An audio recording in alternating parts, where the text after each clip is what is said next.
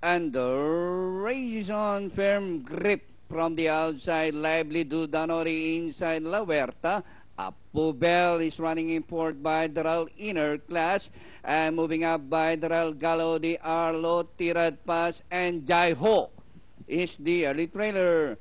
Lively Dude from the outside is La Huerta. Apubel is now running in third, and on the outside is inner class firm grip.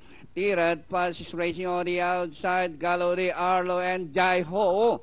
Rounding the far turn, La Huerta, Lively Dude. Apubel is running by the firm grip. Is racing in fourth by Sam Tulang. Then here comes Tirad Pass. La Huerta, Apubel is running down on the inside, moves up to take the lead. Now we have Apubel on the outside, is Lively Dude. La Huerta, Tirad Pass on the outside.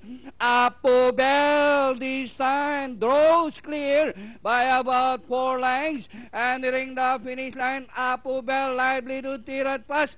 And finally, Apubel, once again, the horse of Mr. Puts Puyat, Lively Dude, Tirad Pass, firm grip, close, La Huerta, inner class, Galo de